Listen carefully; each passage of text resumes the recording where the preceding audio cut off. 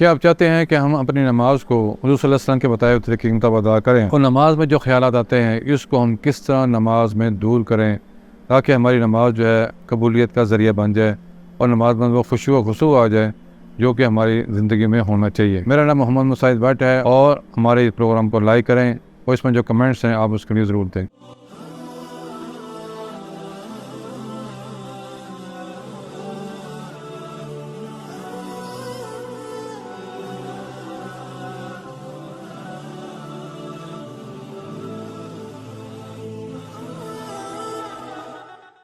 تو سب سے پہلی بات یہ ہے تمام ویور کو، تمام ناظرین کو السلام علیکم۔ اور نماز کی ادائیگی جو ہے کس طرح کی جائے کہ ہماری نماز جو ہے وہ ایک خشوع و خضوع بن جائے۔ جیسے آپ نے پتہ ہے کہ سورہ مومنون کی جو شروع کی آیت ہے وہ کیا ہے؟ قد افلح المومنون الذین هم فی صلاتہم خاشعون۔ مومن فلاح پا گئے، مومن فلاح پا گئے، مومن کامیاب ہو گئے جنہوں نے اپنی نمازوں میں خشوع اور خضوع جو ہے وہ رکھا۔ یہ کس طرح یہ چیزیں کس طرح پیدا ہوتا یہ ہے کہ عام طور پہ ہماری زندگی میں ظاہر دنیاوی کام کر رہے ہوتے ہیں، جب نماز پڑھنے آتے ہیں تو نماز پڑھتے ہیں ہمارے وہ خیالات بھی آنے شروع ہو جاتے ہیں جو ہم کام کے دوران کر رہے ہوتے ہیں۔ تو کوشش ہماری یہ ہے کہ یہ خیالات ختم ہو جائیں یا کم از کم ہو جائیں۔ اس کے جب ہم نماز شروع کرتے ہیں تو نماز شروع کرنے سے پہلے تکبیر تحریمہ جو ہے وہ ادا کرتے ہیں اللہ اکبر سے۔ اس کا مطلب یہ ہوتا ہے کہ ہم تمام دنیاوی خیالات کو نکال دیں، تو اس لیے ہمارے ذہن میں ان چیزوں کا آنا جو ہے وہ ضروری نہیں ہے۔ ہماری تمام کی تمام توجہ جو ہے وہ اللہ تعالیٰ کی طرف ہونا چاہیے۔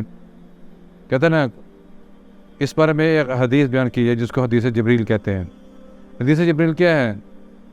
جبریل علیہ السلام حضور صلی اللہ علیہ وسلم سے پوچھتے ہیں کہ احسان کیا ہے؟ حضور صلی اللہ علیہ وسلم بتاتے ہیں احسان وہ ہے کہ تم عبادت اس طرح کر کہ اللہ تجھے دیکھ رہا ہے، یا کم از کم ایسے کرو کہ تو اللہ کو دیکھ رہا ہے۔ اس لیے نماز میں جب ادا کرتے ہیں تو سب سے پہلے سورہ فاتحہ کو ادا کی جاتی ہے۔ اگر آپ کو ان کا ترجمہ یاد ہو تو آپ کا توجہ جو ہے نماز میں بڑی اچھی طرح رہے گی۔ جیسے کہ الحمدللہ رب العالمین، تمام تعریفیں اس اللہ ذات کے لیے ہیں، اس اللہ تعالیٰ کے لیے ہیں جو تمام کائنات کا رب ہے۔ جب انسان یہ چیز سوچتا ہے کہ میں کس کے آگے یہ نماز پڑھ رہا ہوں، تو انسان کی چیزیں جو ہیں، انسان کا جو وجود ہے بالکل ہی ساکت ہو جاتا ہے۔ جیسے آپ نے دیکھا، آپ کسی افسر کے پاس بھی جاتے ہوں دفتر میں ملاقات کرنے کے لیے بھی، اس کے سامنے بھی آپ ہلتے نہیں ہیں۔ ایک عام انسان کے لیے جس کو آپ درخواست دینے کے لیے جاتے ہیں، اس کے ہاں آپ کی صورتحال ایسی ہوتی ہے۔ تو جب آپ نماز کے لیے کھڑے ہوں اور اس ہستی کے سامنے نماز پڑھ رہے ہوں، اور جس ہستی کو پتہ ہے کہ یہ ہر چیز پہ قادر ہے، ہر چیز کون سی؟ دنیا اور مافیا، یعنی کہ اس دنیا میں اور آخری دنیا میں وہ کون ہے؟ وہ کل شیء قدیر، وہ ہر چیز پر قدرت رکھنے والا ہے۔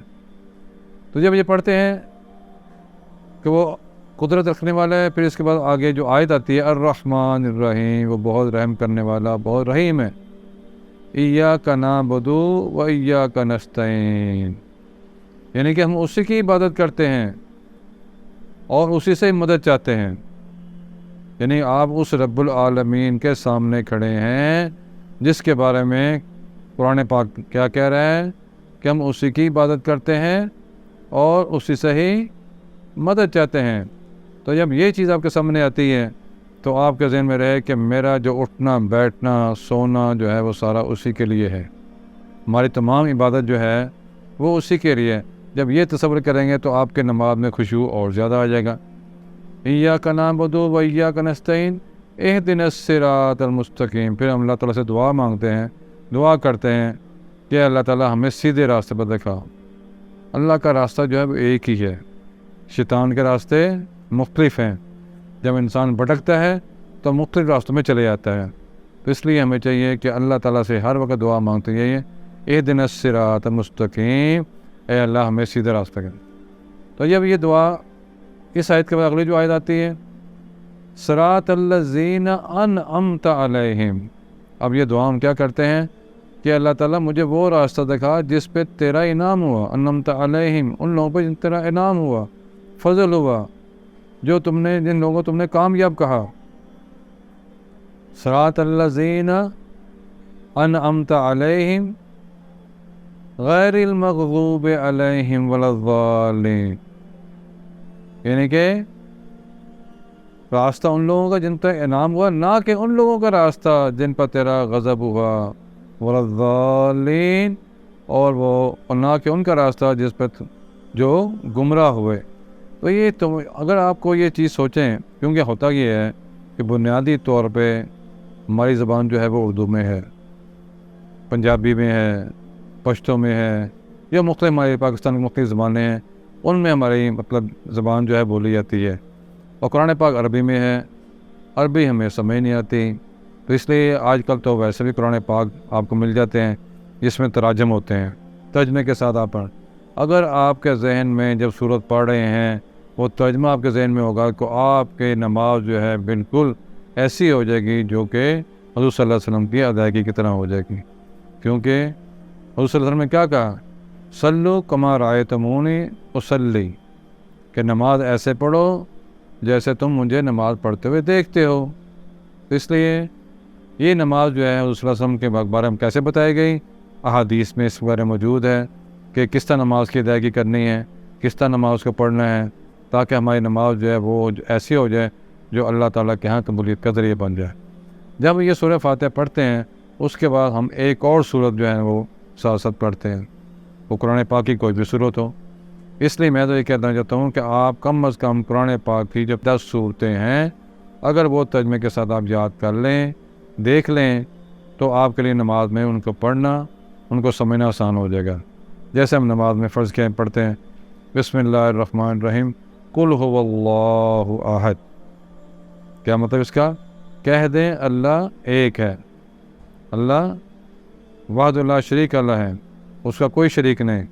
قل هو اللہ احد اللہ الصمد، اللہ بے نیاز ہے۔ کیا مطلب اس کا بے نیاز ہے؟ کیا اللہ کو کسی چیز کی ضرورت نہیں ہے، وہ کسی چیز کا محتاج نہیں ہے، اللہ تعالیٰ کو کسی قسم کی حاجت نہیں ہے، اور ہم کیا ہیں؟ محتاج ہیں، اسی کے محتاج ہیں۔ ہمیں ہر چیز کی ضرورت ہے، اپنے کھانے کی، پینے کی، بیماری میں شفا کی، اپنے سانس لینے کی۔ اس لیے اگر آپ جو بھی کوئی سانس آتا ہے، یہ سانس جو ہے وہ اس کا شکر ادا کریں۔ آپ نے دیکھا ہوگا کرونا کے زمانے میں کہ انسان کو سانس لینے میں کتنی دشواری ہوتی تھی، بلکہ اس سانس کو لینے کے لیے مختلف قسم کے سلنڈر لینے پڑتے تھے، اور ایک سلنڈر کی قیمت جو ہے وہ 500 روپیہ ہوتی تھی، اور اس سانس کو لینے کے لیے 1 گھنٹے میں 500 روپیہ خرچ ہو جاتا تھا۔ اندازہ 24 گھنٹے میں کتنا سانس لیتے ہیں؟ اگر وہ قیمت دیکھی جائے تو پھر اللہ کا شکر نہ ادا کرے تو کیا کرے؟ تو اس لیے اگر سورہ ناس سے لے کے اور سورہ فیل تک کی صورتیں اگر ہمیں بات ترجمہ ہم پڑھ لیں اس کو، تو ہمارے لیے یہ آسانی کا باعث بنے۔ اس لیے کوشش کریں اپنی نماز کو صحیح طرح ادا کرنے کی، اور تمام خیالات کو۔ ایک دفعہ میں نے دیکھا، ایک دفعہ کا واقعہ ہے کہ نماز میں 4 رکعتوں کی بجائے امام نے 3 رکعتیں ادا کر دیں، اور مختلف مقتدی جو ہے وہ کہنے لگے کہ بھئی آپ نے نماز کی 3 رکعتیں پڑھ گئی ہیں۔